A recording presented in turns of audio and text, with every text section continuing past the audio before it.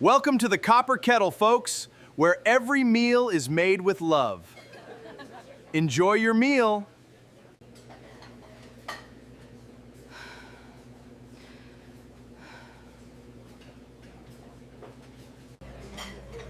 No, I am fine. Oh, really? Really? At every shift, Trent Barlow ran the same routine. For 8 months, he has been calling Kendra slow, careless, and a waste of a paycheck even in front of the customers. "Look at table 6, everybody. She'll get there by Christmas," he would say. "This is the slowest girl I've ever hired."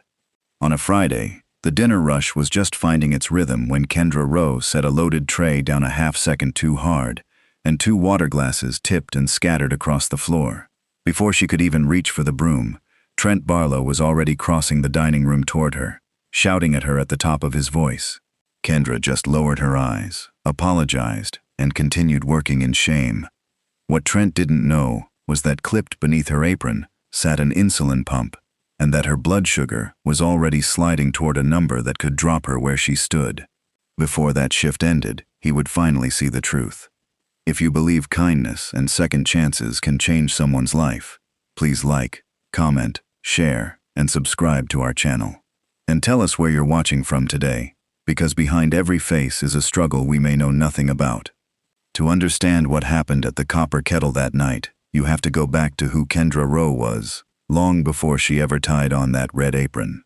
Kendra was 27 years old, and she had been living with type 1 diabetes for 3 of those years. She had not been born with it. It came for her at 24, out of nowhere, the way it sometimes does. A few weeks of unquenchable thirst, a dizziness she kept blaming on skipped meals, and then a morning she couldn't stand up straight. She woke in a hospital bed with tubes in her arm, and a doctor explaining, gently, that her life had a new set of rules now, and that she would be following them for the rest of it. She learned those rules.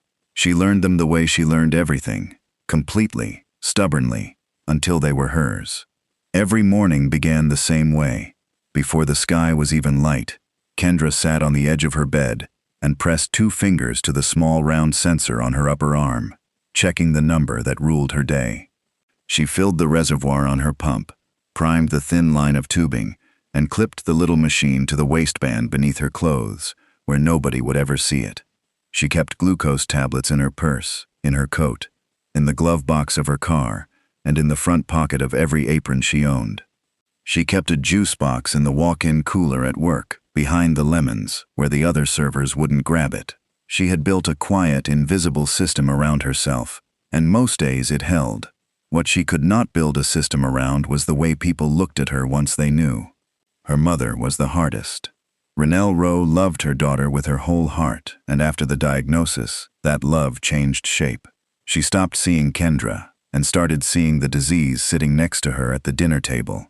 Every phone call ended the same way, in the same soft, worried voice. "Come home, baby. You don't need to be running around on your feet all day. Let your mama take care of you." And Kendra knew it came from a good place. She knew her mother lay awake at night doing math about insulin and low blood sugar and all the ways the world could hurt her only girl. But love that treats you like something breakable is still a cage, and Kendra had spent 3 years refusing to live inside one. So when she passed the Copper Kettle Grill downtown and saw the paper sign in the window, "Servers wanted, all shifts," she did not walk in because it was easy. She walked in because it was hard. She took the loudest, busiest, most on-your-feet job she could find, a job that would have exhausted a person with 2 healthy pancreases, and she did it on purpose. Not to prove anything to her mother, to prove it to herself. That her body was still hers, that diabetes was a thing she managed, not a thing that got to manage her, and she was good at it. She was better at it than servers who'd been doing it for a decade. Kendra never wrote a single order down, not one.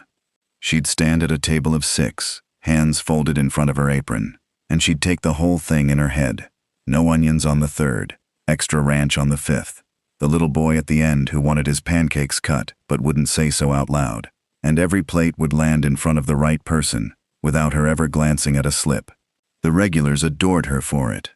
Old Mr. Petrakis got his coffee light and sweet before he sat down. The bus drivers who came in at shift change got their tickets fired the second they walked through the door. Kendra knew this town's stomach by heart, and the people at those tables felt known, which is a rare and quiet gift to give a stranger. There was one regular she watched for more than the others. Every evening around 6, a woman named Corinne came in and took the corner stool at the counter, the one by the window, and Kendra always kept it clear for her, no matter how slammed the place got. Miss Corinne was somewhere past 60, small and neat, with reading glasses on a chain and a way of watching a room that missed nothing. She ordered the same thing most nights, a cup of vegetable soup and dry wheat toast, and she tipped in exact change and always said thank you like she meant it. She and Kendra never talked about much, the weather, a grandchild's birthday, but Corinne had a warmth that felt like a hand on the back, and on the bad nights, when Kendra's legs ached and the room felt too bright, that corner stool was the one friendly place she could rest her eyes. And then there was Trent Barlow. Trent had run the copper kettle for a little over a year. He was the kind of man who was very good in front of the people he needed and very ugly behind them. When the owner came by, Trent was all straight posture and firm handshakes. When a table of big tippers sat down, he was charm itself, refilling waters personally, cracking jokes, remembering the wife's name. He knew exactly how to make himself pleasant to anyone whose opinion he thought could help him. Kendra's opinion could not help him. And somewhere in his first month, Trent had decided that this made her fair game. There was no reason for it. That was the part people always wanted to find later. The hidden wound, the bad day, the secret that would explain a grown man tormenting a young woman for months. There was no secret. Some people are simply cruel to the ones they've decided don't count, and sweet as pie to everyone they think does. Trent was one of those people, and Kendra Rowe had the bad luck of being the one he picked. He picked her because she never fought back, and because a target that never fights back is the best kind of comedy for a certain kind of man. That was the ugliest truth of it. Trent's cruelty was a performance. He didn't just insult Kendra. He announced her. He'd catch her moving a touch slower near the end of a double, and he'd turn to the nearest table with a big showman's grin. Ladies and gentlemen, keep your eyes on table 9, because you won't want to miss it. Their food is on its way, and at the speed we're going, it should arrive sometime before the holidays. And people laughed. That was the thing that made it work. Trent was quick and he was confident, and when he pointed at the quiet black waitress with the careful walk and made her the punchline, tables laughed along, because it is easy to laugh at a person who has already been decided about for you. Some nights he tapped an imaginary watch. Some nights he narrated her across the whole floor like a man calling a slow horse. And she's rounding the salad station. She's considering the dessert case. Folks, I've seen glaciers with more hustle. Kendra never answered him, not once in 8 months. She would lower her eyes, and she would keep working, and she would carry the heat in her face all the way to the next table and set it down with a smile so the customers never had to feel her humiliation on top of their dinner. She never told him the truth, and it is important to understand why. It was not only that she was proud, though she was. It was that she had watched Trent Barlow for 8 months, and she had seen exactly what he did with weakness. He circled it. He fed on it. The one time a young cook admitted his back was hurting, Trent put him on the heaviest station for a week and called it toughening up. Kendra knew, in her bones, that if she rolled up her sleeve and showed that man the sensor on her arm, he would not soften.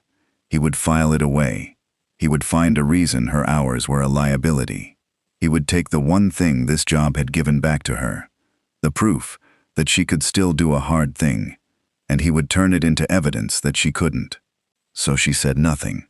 She managed her lows in secret, the way she managed everything. A glucose tab tucked into her cheek while she wiped a table, a fast sip of juice in the walk-in with the door shut, a break timed for the exact minute Trent stepped into his office to count the drawer. For 8 months, it held. Which brings us back to that Friday. It had been building toward disaster since noon, though nobody knew it yet. One of the other servers had called out sick, and Trent, instead of calling in help, had simply spread her tables across everyone else and told them to step up. There was a home game across the street, which meant the dinner rush was going to hit like a wave and keep coming. By 6, the copper kettle was full to the walls. The ticket printer in the kitchen never stopped chattering, and Kendra had been on her feet, running, for the better part of 7 hours. Somewhere in the middle of the afternoon, Trent had waved off her break. Not tonight, we're slammed. Nobody sits down until this crowd clears. He had said it to the whole floor, but he had been looking at her when he said it. And Kendra, who needed that break the way other people need air, had done the thing she had trained herself never to do. She had let it go. She told herself she would grab a juice at the next lull. There was no next lull. She felt it start around 7. It began the way it always began. A fine tremor in her hands that she noticed first when she tried to set down a coffee cup and heard it rattle against the saucer. Then the sweat came, cold and sudden, prickling along her hairline and down the middle of her back, even though the dining room was warm. Under her apron, against her hip, her sensor gave a soft buzz she felt more than heard. The pattern that meant she was low and dropping. She knew this feeling, the way you know a stair that isn't there in the dark. She had maybe 10 minutes before the walls started to move. She needed sugar, and she needed to sit down, and she needed both of them now. She caught Miguel by the drink station, the busboy, 19 years old, the only person in that building who had ever looked at her like she was a person. "I need 2 minutes," she told him. "Low. Cover me. My juice is in the walk-in."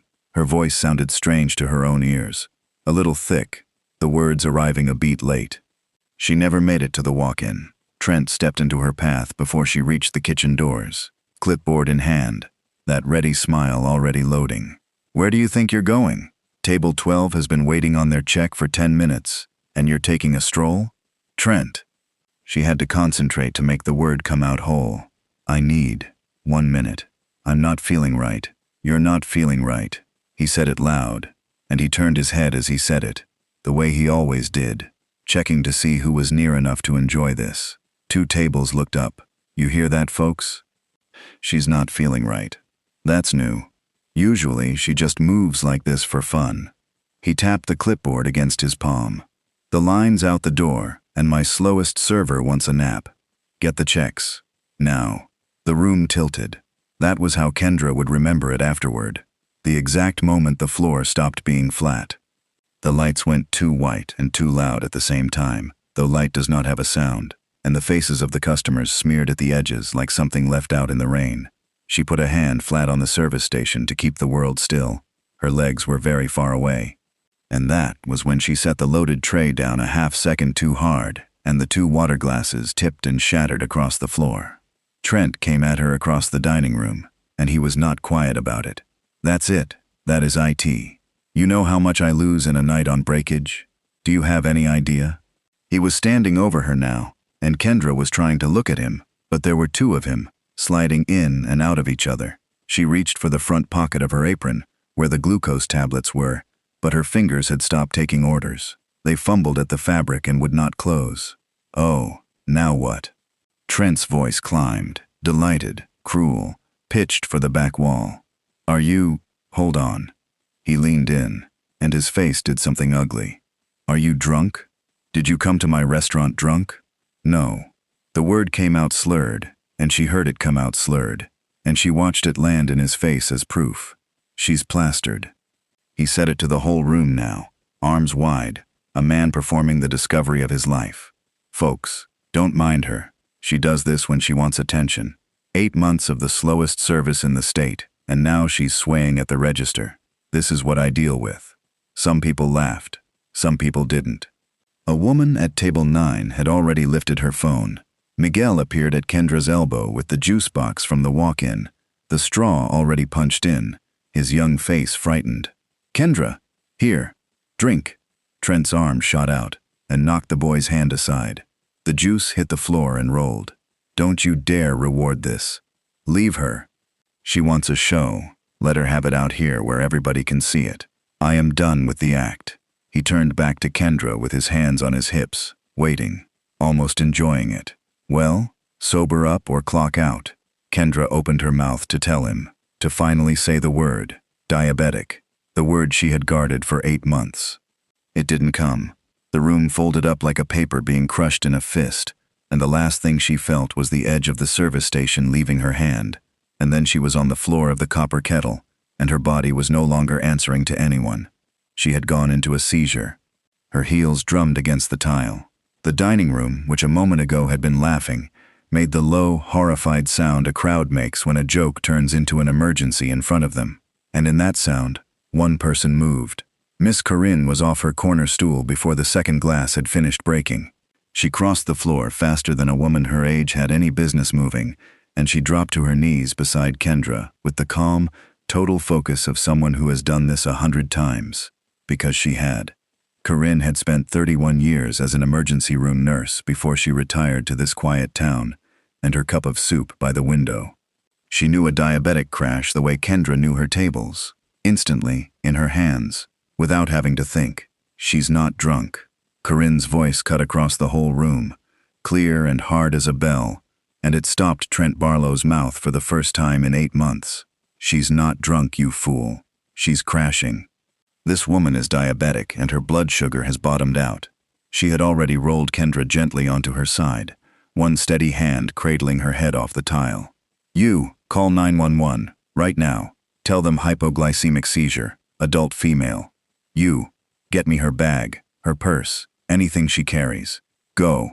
Miguel ran. Somebody was already on the phone. Corinne pulled back the edge of Kendra's apron to check her airway, and there it was, clipped to the waistband where no one had ever seen it. The small gray insulin pump, its thin line disappearing under her shirt. On Kendra's upper arm, past the pushed-up sleeve, the round white sensor. And on a chain that had slipped free of her collar when she fell, a small steel medallion, the kind you can order and hope you never need, stamped with 3 words, Type 1 diabetic. The whole dining room saw it at once. They saw the pump and the sensor and the tag, and they understood, all together, in one cold wave, exactly what they had been laughing at. They had not been watching a lazy girl put on a show. They had been watching a young woman fight to stay alive on her feet for 7 hours, and they had been chuckling at their dinners, while her own manager stood over her and called it an act. Trent Barlow stood in the middle of it and said nothing at all. The performer had lost his audience. Every face that had turned to him for the punchline a minute ago was turned to him now for a different reason, and there was no smile in the building that could carry him back across that distance. The seizure passed after what felt like an hour, and was really under a minute. Miguel skidded back with Kendra's bag, and Corinne's hands were already inside it, and she came out with a red plastic case, the emergency glucagon Kendra carried and prayed she'd never open. Corinne had it assembled and administered before most of the room understood what it was. "Come on now, baby," she murmured, low, just for Kendra, the professional gone soft at the edges. "Come on back to us. There you are. There you are." Kendra's eyes came open, unfocused, then focused. The ceiling of the copper kettle, Miss Corinne's face above her, and behind it, the ring of frightened, ashamed faces looking down. She was confused and soaked with sweat and shaking, but she was there. She was breathing. Corinne got a little of the spilled juice, a fresh box, pressed into her hand by a customer, between her lips, and the color began, slowly, to come back into the world. "Easy," Corinne said. "Ambulance is coming. You're all right. You did nothing wrong. You hear me? Nothing." And Kendra, who had been told for 8 months that everything about her was wrong, closed her eyes and let one tear run sideways into her hair. The paramedics arrived 4 minutes later. They got a line into her arm and pushed dextrose, and by the time they had her sitting up against the counter with a blanket around her shoulders, she was Kendra again, pale and wrung out, but herself sharp behind the eyes. They wanted to take her in, she told them, in a voice that was quiet but did not waver, that she would follow up with her own doctor, and one of the medics, an older woman, looked at the pump and the tag and nodded like she understood something, and let her be. While all of this was happening, the front door of the copper kettle had opened, and a woman in a good coat had come in out of the cold and stopped just inside it, taking in the whole scene. The paramedics, the blanket, the broken glass, the manager standing frozen in the middle of his empire with nothing to say. Her name was Diane Ferraro, and she owned the place. Corinne had called her the moment Kendra was stable, because Corinne had been eating soup at that counter for 2 years, and she had watched Trent Barlow's little routine for 2 years, and she had decided, kneeling on that floor, that it was going to end tonight. Ms. Ferraro crossed to the counter and crouched down to Kendra's level, ignoring Trent entirely. "I'm Diane. I own this restaurant." Her voice was steady and kind. "I am so sorry. Are you all right?" "I will be," Kendra said. And then Kendra Rowe did the thing that no one in that room expected, least of all Trent. She did not cry, and she did not beg, and she did not stay small, the way she had made herself small for 8 months.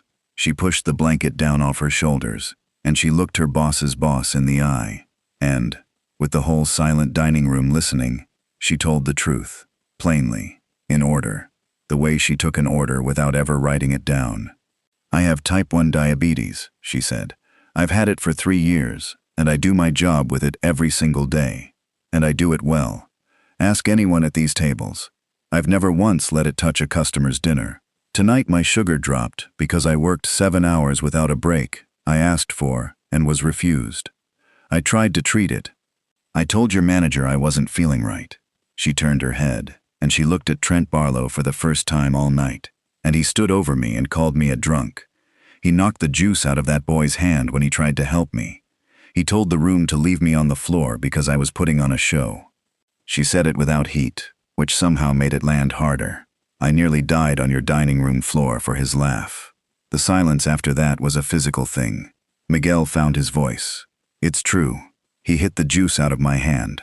I saw the whole thing." An older regular at table 4 spoke up next, then the couple at 9. "It's on my phone," the woman said, holding it up. "All of it. Everything he said." One after another, the room came forward. Not for a lawsuit, not for drama, but because they had all just been made complicit in something, and every one of them wanted to hand back the shame that didn't belong to them. Ms. Ferraro rose slowly to her feet and turned, at last, to Trent Barlow. "For a year," she said, "you have been telling me our reviews were slipping because the staff was slow, because they were lazy, because you were the only one holding this place together." Her voice did not rise. It got quieter and colder and more terrible for it. "I believed you. I actually stood in my own restaurant and apologized to you for how hard your job was. And it was you. It was always you, standing on the necks of good people, so I wouldn't look too closely at the mess you were making. Diane, don't." She let the single word fall flat. "There is nothing charming enough to get you out of this one, and God knows you'll try. You denied a woman medical help in front of 40 witnesses and a phone camera. You mocked a seizure. You are finished here, and you are finished in a way that follows you." She held out her hand. "Your keys. Take off the apron. Get out of my restaurant while you can still do it on your own feet, which is more grace than you gave her. And here is the part Trent Barlow never saw coming, because men like him never do." He looked around the room for his audience, the reflex of a lifetime, for the faces that would laugh with him, take his side, agree that this was all being blown out of proportion. There was no one. The tables he had performed for all these months looked at him now the way you look at something you found under a floorboard. He had spent a year making himself the center of every room by turning a decent woman into a joke, and in the space of 10 minutes, the joke had turned around and it was wearing his face, and the whole room was watching it, and not one person was going to save him. He set his keys on the counter. He untied his apron with shaking hands, and Trent Barlow walked out of the copper kettle grill into the cold, alone, while behind him, the room let out a breath it had been holding for 8 months. Kendra did not go back to work that night. Ms. Ferraro drove her home herself and sat with her a while, and asked her, not out of pity, but the way you ask someone whose measure you have just taken, whether she would consider staying on, not as she had been, as a shift lead, someone the newer servers could learn from. Someone who, it turned out, knew this restaurant and its people better than the man who'd been running it. Kendra said she would think about it. Then she went inside and called her mother, and for once the conversation did not end with, "Come home, baby, let us take care of you." Kendra told her what had happened, all of it, the crash and the floor and the ambulance. And before Renelle could start doing her terrible math out loud, Kendra said, "Mama, I need you to hear the other part. I stood up off that floor, and I told the truth in front of everyone. And I did not shrink. And the man who tried to break me is gone, and I am still here. My body did a hard thing tonight. So did I. Please stop being afraid of me. I'm not made of glass. I never was. There was a long quiet on the line, and then her mother, in a voice Kendra had not heard in 3 years, said, "No, no, you never were. It was not everything." But it was a door coming open, and Kendra would take it. She took the job too, because the copper kettle was hers now, in a way it had never been Trent's. She'd earned it on her feet, one honest shift at a time, and she was not about to let a man who was already gone chase her out of it. A few weeks later, on an ordinary Tuesday, Kendra was training a new hire, a nervous girl of 19 who kept apologizing for every small mistake. In the middle of walking her through the drink station, Kendra's sensor gave a soft buzz against her hip. Once she would have hidden it. She would have found a reason to slip away. Treated it in secret behind the lemons. Come back before anyone could ask. Not anymore. She simply held up one finger to the new girl. "Give me 30 seconds. Reached into her apron, took out a glucose tab, and ate it right there in the open, in the middle of the floor, in the full light of the dining room, without a flicker of shame. Then she picked the lesson back up exactly where she'd left it. The new girl watched her, and Corinne, from her corner stool by the window, watched her too, over the top of her reading glasses, with her soup steaming and a small, satisfied smile she didn't bother to hide. Because the thing about the people we're quickest to judge for being slow, or careless, or not enough, is that we almost never know what they are carrying while they do it. Some of them are fighting a battle that would put us flat on our backs, and they are winning it quietly, every single day, and asking no one for a medal. Kendra Rowe spent 8 months being made small for a struggle no one bothered to see. It turned out the struggle was the strongest thing about her. If Kendra's story moved you, do me a favor before you go. Like this video, share it with someone who needs the reminder, and subscribe to the channel. And tell me in the comments where you're watching from tonight. Because behind every face that's ever been told to move faster, there's a fight going on that the people at those tables know nothing about. And a little kindness, given before we understand, might be the bravest thing any of us ever does.